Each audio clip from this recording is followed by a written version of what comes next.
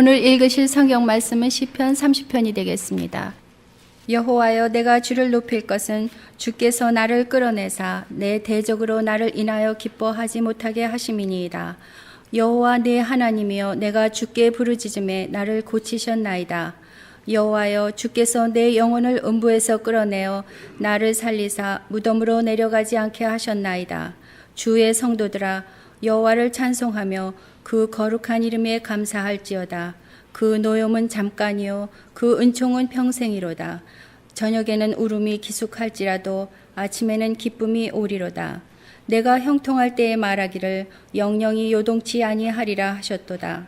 여호와께서 주의 은혜로 내 산을 굳게 세우셨더니 주의 얼굴을 가리우심에 내가 근심하였나이다.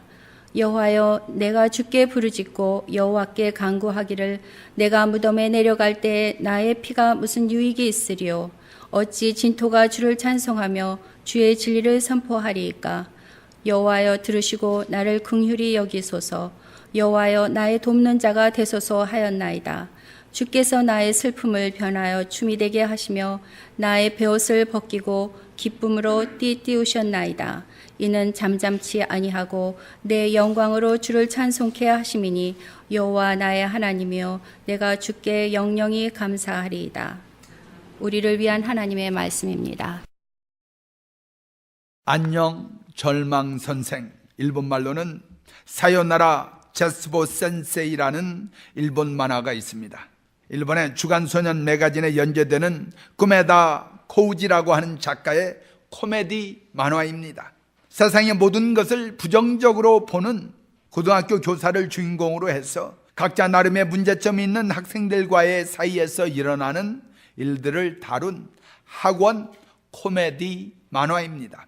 2007년 일본에서 소년 만화 부분 만화상을 수상하고 이제 이게 만화영화로도 만들어진 유명한 만화 시리즈입니다. 한국에도 현재 24권까지 번역이 되어서 인기리에 판매가 되고 있다고 합니다. 그 만화가 말하는 것은 이런 것입니다. 그래도 세상은 살만한 곳이고 희망을 걸어볼 만한 것이기에 절망에게 안녕이라고 이별을 고해야 한다는 메시지를 가지고 있습니다. 여러분, 정말 이 세상이 살만한 곳입니까? 혹시 이리저리 짓밟혀 짓이겨져 죽지 못해 산다고 생각하시는 분은 안 계십니까? 살다 보면 삶의 곳곳에서 이런저런 복병들을 만납니다. 평생 한눈 팔지 않고 충성한 직장이 하루아침에 여러분을 배신합니다. 문을 닫기도 하고 여러분을 해고하기도 합니다. 믿었던 자녀들이 여러분의 속을 썩이고 가슴이 미어지게 합니다. 은퇴를 위해서 먹을 것 먹지 않고 입을 것 입지 않고 쓸 것 쓰지 아니하고 전략하고 고생하며 준비한 것이 허공으로 날아갑니다. 매일같이 운동하고 건강식품 챙겨 먹고 음식을 관리해서 자신 있던 건강이 암 선고로 하루아침에 무너집니다. 그럴 때 여러분 어찌하십니까? 오늘날 세상을 여유를 가지고 바라보는 분은 별로 없는 것 같습니다.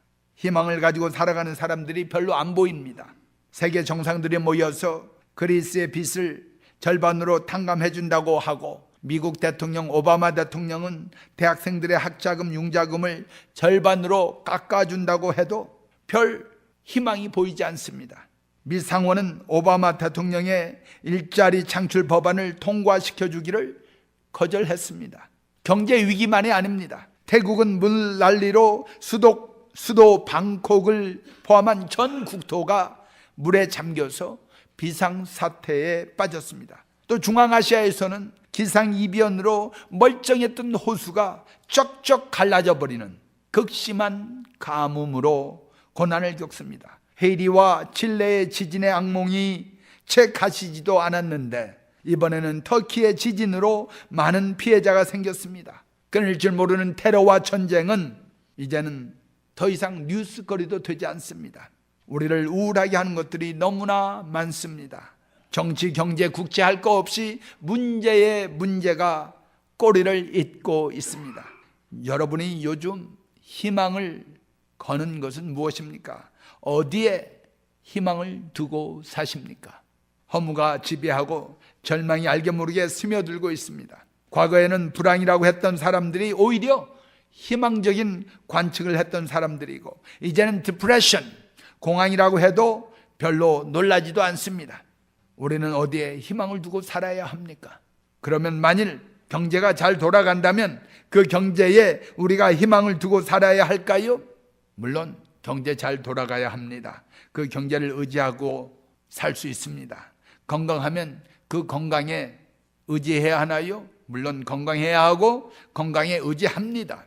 하지만 그 경제가 무너지고 건강을 잃고 나면 무엇을 의지하시겠습니까? 우리가 건강을 의지하고 경제를 의지하는 것 자체가 죄는 아닙니다. 그리고 좋은 조건 속에서 살고 싶지 않은 사람이 어디 있겠습니까? 나는 영적으로 성장하기 위해서 고난이 필요합니다. 하나님 나에게 고난 주시옵소서, 그렇게 기도하는 사람 없잖아요. 나는 건강을 잃으면 하나님만 의지하게 되니까 나도 건강 잃게 해주세요 하고 기도하는 사람 없잖아요. 건강 필요하고 경제 조건 필요합니다. 그러나 우리가 의지하고 의탁하는 것이 오로지 우리의 건강이고 우리의 경제 상황이고 조건뿐이라면 그것은 반드시 우리에게 배반합니다. 반드시 우리에게 문제로 다가옵니다. 우리는 희망할 수 없는, 더 이상 희망을 희망할 수 없는 고난의 시대를 살고 있습니다. 교회에서조차도 더 이상 희망이라는 주제로 설교하지 않습니다. 많은 사람들이 가정에 대해서도 희망을 잃고, 자녀에 대해서도 희망을 잃고, 남편과 아내에 대한 희망도 접고 삽니다. 미래에 대한 희망도 가물가물하기만 합니다. 그런데 사도 바울은 고린도후서 5장 7절에서 이렇게 말합니다. 우리가 믿음으로 행하고 보는 것으로 행하지 아니함이로다. 사도 바울은 이 세상과 전혀 다른 말을 하고 있는 것입니다. 바로 희망은 우리가 보는 것에서, 보여지는 것에서 나타나는 것이 아니고, 우리가 가진 조건에서, 형편에서, 상황에서 보여지는 것이 아니고 오히려 믿음 가운데 숨겨져 있다는 것입니다. 그래서 히브리서 기자는 히브리서 11장 1절에서 이렇게 말합니다. 믿음은 바라는 것들의 실상이요 보이지 않는 것들의 증거이니. 루벤 알베스는 이렇게 말합니다. 희망이란 미래의 멜로디를 듣고 오늘 그 멜로디에 춤추는 것이다. 상황이 좋아서 춤추는 것이 아니고, 형편이 나아져서 춤추는 것이 아니라 미래에 감추어진 비밀을 알고 믿음의 신비 속에 하나님으로부터 희망을 바라보기 때문에 우리가 춤출 수 있다는 것입니다. 그래서 용기 있는 자는 희망이 있는 자이고, 희망이 있는 자는 용기를 가질 수 있는 것입니다. 우리가 잘 아는 골리앗과 다윗의 이야기가 있습니다. 이스라엘 전 군사들이 무서워서 벌벌 떨고 있는 골리앗을 향하여 다윗은 이렇게 말합니다. 사무엘상 17장 45절로 47절의 말씀입니다. 너는 칼과 창과 단창으로 내게 오거니와 나는 만군의 여호와의 이름 곧 네가 모욕하는 이스라엘 군대의 하나님의 이름으로 내게 나아가노라. 오늘 여호와께서 너를 내 손에 넘기시리니 내가 너를 쳐서 목을 베고 여호와의 구원하심이 칼과 창에 있지 아니함을 이 무리에게 알게 하리라. 전쟁은 여호와께 속한 것인즉 그가 너희를 우리 손에 넘기시리라. 우리는요, 우리 믿는 사람들은요, 믿음으로 행하지 보이는 것으로 행하는 사람이 아닙니다. 그 믿음이 있기에 믿음이 있는 자는 용기가 있고 희망이 있는 것입니다. 희망이 있는 자는 용기가 있는 자라는 말씀입니다. 여러분, 다윗의 나머지 이야기를 잘 알고 계시잖아요. 제가 여러분들에게 말씀하십니다. 돌팔매 5개 중에 단 한 방으로 그 거인 장수 골리앗을 쓰러뜨렸습니다. 그러면 나머지 4개의 돌팔매가 있잖아요. 그 돌팔매가 이제 어디에 있을까요?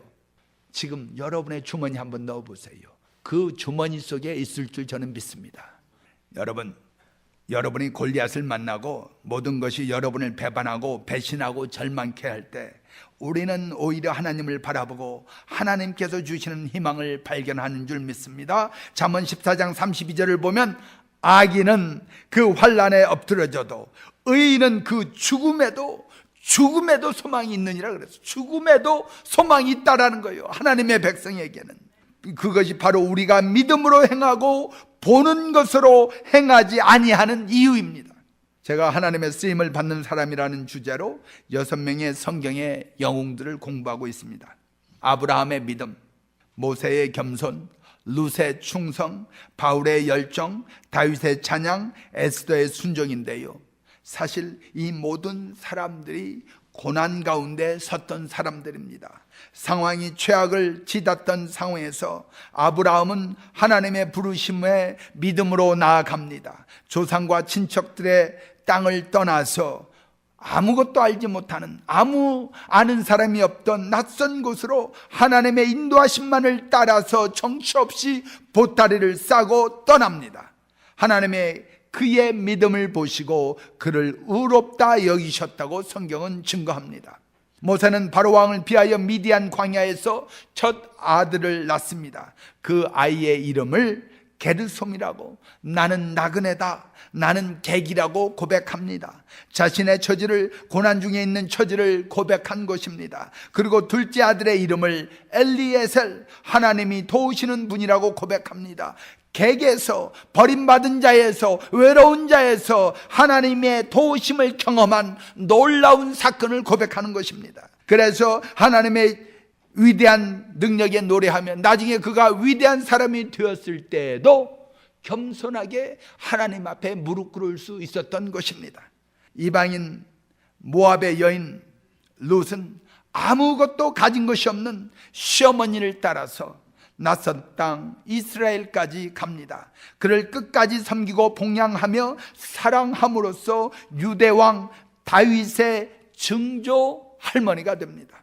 다윗은 죽음의 고비고비마다 역사하시는 놀라운 하나님의 은총을 노래합니다. 고난 가운데서 하나님을 찬양합니다. 감사합니다. 영광을 돌립니다. 그래서 그가 이스라엘의 위대한 왕이 된 것입니다. 바울은 민족을 위해서라면 자신의 이름이 생명책에서 지워져도 좋겠다는 열정으로 생명을 걸고 복음을 전합니다. 모든 것을 분토처럼 여기며 오로지 십자가의 복음만을 전합니다. 믿음이 있었기에 열정을 잃지 않을 수 있었습니다. 에스더는 죽으면 죽으리다 하고 절대절명의 위기의 순간에 민족을 살리기 위해서 하나님께서 정하신 그때에 모르드게를 통한 말씀에 목숨을 걸고 순종합니다. 이스라엘 민족을 구하는 역사를 이룹니다. 이 모든 사람들이, 이 사실은 상황이 좋아서 영웅이 된 게 아닙니다. 그들은 보는 것으로 행한 것이 아니라 형편과 상황과 조건에 따라서 움직인 사람들이 아니라 믿음으로 행하고 순종하고 겸손하고 열악한 상황 속에서도 찬양함으로, 다시 말하면 희망함으로 오히려 하나님의 영웅이 되고 하나님의 손에 붙들려서 위대한 역사를 이루신 것입니다. 여러분, 하나님은요, 우리가 만나는 어떠한 상황보다도 비교할 수 없이 위대한 분 아닙니까? 그 하나님이 붙잡아 주시면, 그 하나님이 쓰시면 그 사람이 바로 영웅이 되는 것인데, 바로 믿음 가운데 행하는 사람이 하나님의 영웅이 되는 줄 믿습니다. 하나님의 손에 붙들림 받아야 우리가 위대해지고 문제가 해결되는 것이지, 상황이 좋아졌다고 우리가 위대해지는 거 아닙니다. 상황은요, 조변석회와 같은 것입니다. 아침에 좋았다가 저녁이면 험악해지는 것입니다. 아침 안개와 같은 것입니다. 그러나 하나님의 손으로 만져주시고 이끌어주시면 어떤 상황에서도 승리하는 것이고 위대한 역사가 생기는 것입니다. 그래서 시편 기자는 이렇게 노래합니다. 야곱의 하나님으로 자기 도움을 삼으며 여호와 자기 하나님에게 그 소망을 두는 자는 복이 있도다. 하나님께 소망을 두는 자는 복이 있도다라고 고백하는 것입니다. 그래서 용기란 희망의 얼굴인 것입니다. 상황이 어려울수록 빛을 발하는 것입니다. 골리앗에 맞서서 싸울 수 있는 힘의 원천이 되는 것입니다. 여러분이 이제껏 골리앗과 같은 원수를 만나지 않았다면 용기를 가질 필요도 없습니다. 그러나 인생이라는 것이 때로는 반드시 골리앗과 같은 원수를 만나게 되어 있습니다. 질병으로 건강을 잃을 때가 있고요, 사랑하는 사람을 먼저 보내야 할 때가 있습니다. 꿈을 접어야 할 때가 있고요, 원치 않든 원하든 유혹과 직면해야 될 때가 있습니다. 유혹 앞에서 충성된 모습을 시험받을 때도 있습니다. 그런데 진정한 영웅은요, 타임즈나 피플 잡지 같은데 표지를 장식하는 사람들이 아닙니다. 여기 한 영웅을 소개하려고 합니다. 양영자라고 하는 유명한 탁구 선수입니다. 지금 몽골에서 선교사로 가 있는데요, 초등학교 3학년 때부터 아주 재능이 있어서 탁구를 시작했던 분입니다. 그런데 테니스 엘보우라고 하는 병이 생겨서 팔꿈치에 늘 통증이 있었습니다. 그래서 시합에 나갈 때마다 진통제 주사를 맞고 시합에 나갔습니다.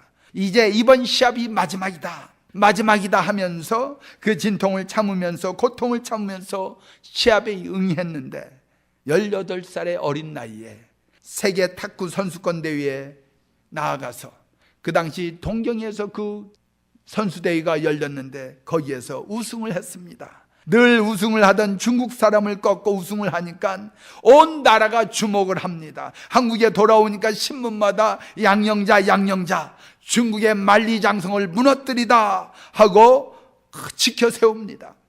그런데 자신은 얼마나 힘들고 어려운 시간을 보냈는지 모른답니다. 너무 팔꿈치가 아프니까 그때마다 진통제를 맞아야 됐는데 주사를 맞을 때 뿐이고 말이에요. 어떤 때는 주사 맞고 돌아서면 그 탁구 라켓을 들어 올릴 힘조차 없더라는 거, 아파서.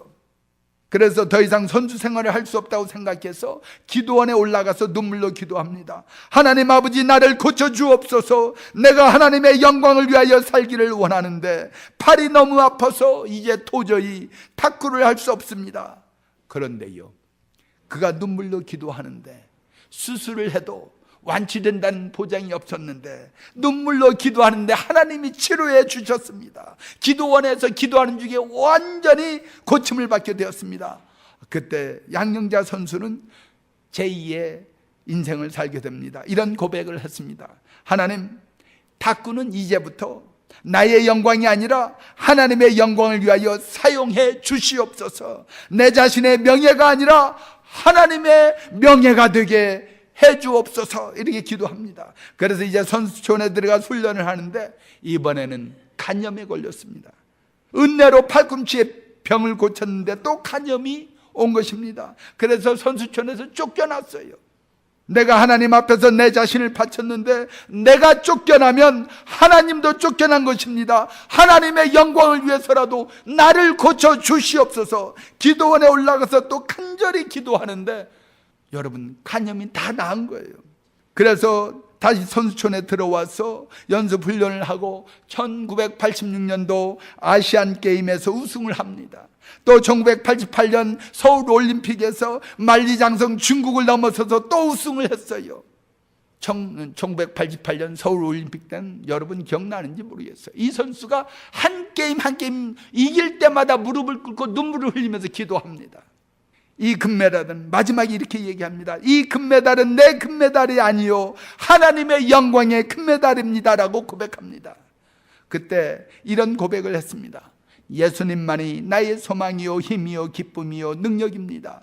인생의 진정한 가치는 탁구의 금메달이 아니고 천국의 면류관, 하나님의 다스리심과 인도하심이 승리인 줄로 믿습니다. 양영자 선수의 운명이 바뀐 것입니다. 그는 그 모든 유명했던 자기의 인기, 명예 모든 것 내려놓고 주님의 부르심을 받고 몽골로 들어가서 선교사로 주님을 모르는 불쌍한 영혼들에게 지금도 주님의 복음을 전하고 있습니다. 하나님이 주신 거 가지고 하나님의 영광을 위하여 귀하게 쓰임을 받고 있는 것입니다. 시편 30편 11절은 이렇게 말합니다. 주께서 나의 슬픔이 변하여 내게 춤이 되게 하시며 나의 베옷을 벗기고 기쁨으로 띠띠우셨나이다. 할렐루야. 예수님 안에 소망이 있는 것입니다. 예수님 안에 생명이 있는 것입니다. 예수님 안에 구원의 길이 있는 것입니다. 예수님 안에 은혜가 있고 예수님 안에 기적이 있는 것입니다. 절대로 희망을 잃지 마시기 바랍니다. 절대로 뒤로 물러서지 마시고 포기하지 마십시오. 희망의 주님이, 치료의 주님이, 용서의 주님이, 사랑의 주님이 여러분과 함께 하심을 믿으시기 바랍니다. 다시 한번 시편 30편 11절의 말씀을 봉독하겠습니다. 귀 기울여 들으시기 바랍니다.